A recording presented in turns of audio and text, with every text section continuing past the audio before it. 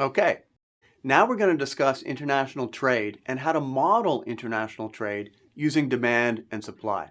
We'll also look at how to model the consequences of a tariff, a tax on trade. We'll look at the consequences and also the costs of the tariff and the costs of protectionism in general. By the way, remember when we did demand and supply, I said that these concepts are really important? Well, now you see why. It's because we're simply applying the same tools over and over again. So if you understand the fundamentals, then the applications become much easier. So do make sure you understand the fundamentals. Okay, let's get going.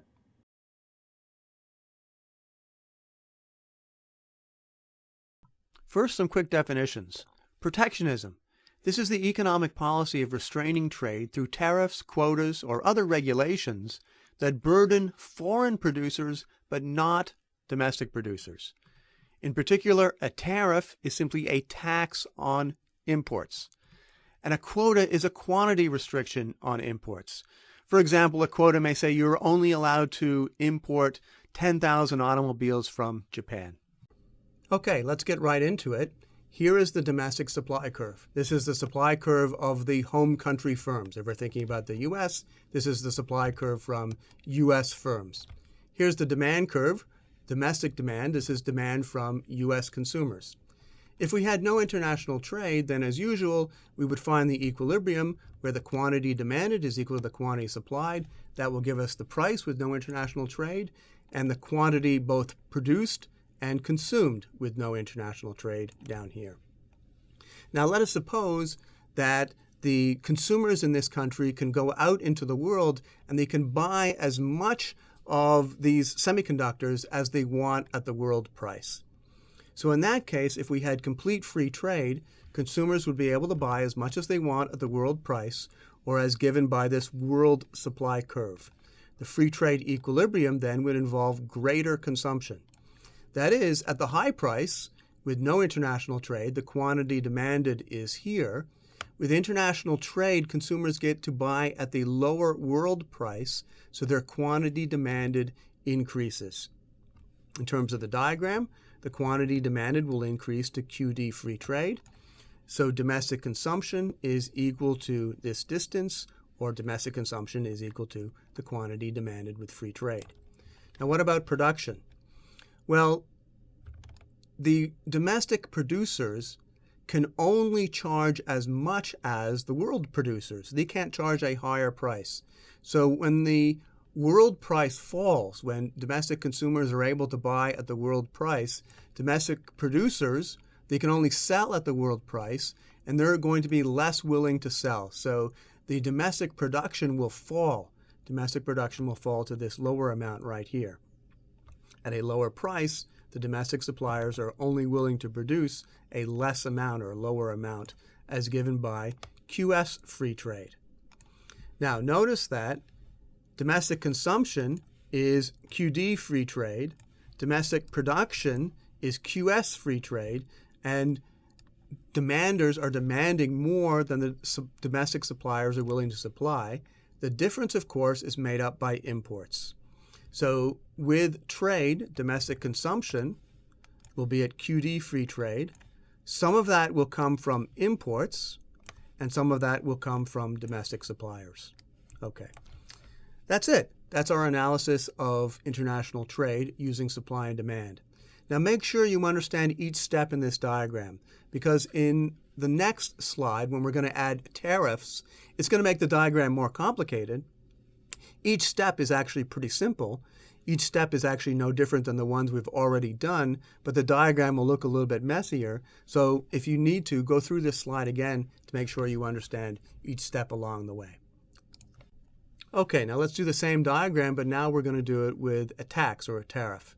Let's remember that here is the quantity demanded with free trade. Here is the quantity supplied with free trade. The difference between the quantity demanded and the quantity supplied domestically is, of course, imports. So this is imports with free trade, this distance right here. Now, a tariff is simply a tax on imports. So what the tariff does is it raises the world price by the amount of the tariff or the tax. So the world supply curve, or the world price, shifts up until we get to the new equilibrium. Of course, what this means is that at a higher price, domestic consumers are going to demand a lower quantity. So domestic consumption falls from Q free trade to Q quantity demanded with the tariff. Domestic production falls by this amount, or let's just add that to the diagram. Domestic consumption falls from here to here. Okay, what about domestic production? Well, with the higher price, domestic suppliers are now willing to supply more. Here is the price of the world price. Here's the world price. With a higher world price, domestic suppliers are willing to supply more up until this point. So let's add that to the diagram. So domestic production is going to increase from the quantity supplied with free trade to the quantity supplied with the tariff, or again, just putting that into the diagram, it's going to increase from here to here along the domestic supply curve. Well, what about imports? Well, imports, remember, are the difference between the quantity demanded and the quantity supplied. The quantity demanded with the tariff is here, the quantity supplied is here, so imports are the difference, which is this distance right here. So notice that imports have fallen. Final thing to add, a tariff is just a tax on imports. This is the quantity of imports. This is the amount of the tax, or the tariff. So the tariff will also generate some revenues. This is the revenue from the tariff, which is going to go to the government. It's the tax, or the tariff amount, times the quantity of imports with the tariff. So this is revenue which flows to the government. Okay, that's it. That's analysis of tariffs. Now what I want to do is say, well, what are the welfare consequences of this? And the welfare consequences are going to depend upon this factor, the domestic consumption falling, and this factor, the domestic production, increasing. Let's take a closer look. Okay, let's take a look at the welfare costs. And here I'm going to look at the net costs. What I mean by that is we could actually find the cost in two different ways. We could look at the costs and the benefits to the consumers, the costs and benefits to the producers, costs and benefits to government. We could sum all those up. That would give us the net cost. I want to jump straight to the net welfare cost of protectionism, and I'm going to do that by focusing on the real factors which change. And these are two. First, domestic consumption, as I said, falls. Second, domestic production increases. Notice I haven't said here anything about the revenue from the tariff. That's because that's a cost to consumers. They've got to pay more, but it's a benefit to the government. They have this revenue that nets out, so it's not going to affect the net welfare. Instead, the net welfare is going to depend upon these two real changes. And what I'm going to show is that both of these effects, somewhat surprisingly, reduce welfare. Why is this? Well, domestic consumption falls. The reason that reduces welfare is because there are lost gains from trade. And I'll say more about that in a minute. Second, domestic production increases. You might think that's a good thing, except, however, we're going to have wasted resources because the domestic producers have higher costs than the world producers. So on a net level, there's going to be more resources go into production than are necessary. There's going to be wasted resources. Can we measure the value of these losses? In fact, we can, and I'll show that in the next slide in a little bit more detail. In order to focus on the welfare costs, I'm going to make two simplifying assumptions. First, I'm going to assume that the world price is so low that if there were complete free trade, there would be no domestic supply whatsoever. So think about a good like sugar. If we had complete free trade in sugar, we in the United States would probably import all of our sugar. It's simply much more expensive to produce sugar in Florida than it is to produce sugar in a country such as Brazil. The problem is that in Florida, the opportunity cost of land is very high, and the climate in Florida is not ideal for growing sugar, so you have to invest more real resources to produce sugar in Florida than you do to produce sugar in Brazil. So if we had complete free trade, there would be no domestic supply. I'm also going to assume that with the tariff or the tax, that it raises the cost of imports so much that there are no imports, that it's simply too expensive to import the good. Again, this is actually quite accurate, or it's quite similar to what we have for the case of sugar. So with this very high tariff, the entire domestic consumption is produced by domestic suppliers. So our tariff equilibrium is given by this point, and notice that domestic consumption is lower. Okay, so what are the costs of the tariff? Well, there are two. First of all, the lost gains from trade. So the demand curve can be read as the willingness to pay. This is the willingness to pay for sugar by domestic consumers. The world supply curve can be read as the cost of producing sugar. This is the price at which world suppliers are willing to supply the sugar. So there's lots of gains from trade here. Consumers are willing to pay more than the suppliers and the world suppliers require in order to produce the good. So by getting together, the consumers and the world suppliers can earn these gains from trade. With the tariff, however, that's not possible. With the tariff, we have reduced consumption. And with that reduced consumption is lost gains from trade, given by this purple area. What else? Well, the U.S. supply curve can be read as U.S. costs.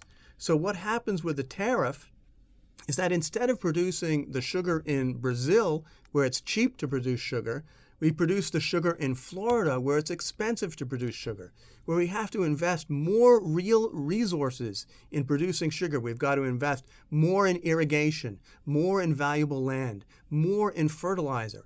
So these are wasted resources. When the domestic industry expands because of the tariff, we invest more resources in producing sugar than are necessary. It would be cheaper. We would be able to import sugar using fewer resources. We would be able to produce that sugar internationally using fewer resources than we can produce it in the United States. So what the tariff does is it switches production from the low-cost world producers to the high-cost domestic producers, and that generates wasted resources. Now, in fact, with these numbers, we can calculate the sizes or the amount of these wasted resources. And what economists do quite often is they make assumptions about these supply curves and these demand curves, and they can make some of these calculations. Let's take a quick look. So with these numbers, we can calculate these areas. This triangle, for example, is half base times height. So the base is 20. This is a base of 20. The height is 20 minus 9. There's a 20. There's a 9. So the area of the triangle is half base times height, or 1.1 billion. What about the deadweight loss triangle? You do the same calculation. It's 0.22 billion. So with these kind of numbers, we could find out that the costs of the sugar tariff are 1.32 billion. And economists do these kinds of calculations all the time. Okay, let's summarize and point out some further reading. First, tariffs increase prices to consumers, so domestic consumption falls, and that creates a deadweight loss. Second, tariffs divert production from low-cost world producers to high-cost domestic producers, and that wastes resources. Now, I haven't said much here about the distribution of the losses and gains, exactly who benefits and who loses. Let me give you just a short story. Tariffs are bad for consumers who have to pay more. They're good for domestic producers who gets to expand production. They're bad overall precisely because of these two reasons which I've just described. If you want to look in more detail, I focused on the bad overall. If you want more detail on dividing it between consumers and producers and the political economy of this, take a look at lots of different textbooks, but the one, of course, I would recommend, Cowan and Tabarrok, Modern Principles of Economics. That'll go into more detail on their distribution. Thanks. If you want to test yourself, click Practice Questions. Or if you're ready to move on, just click Next Video.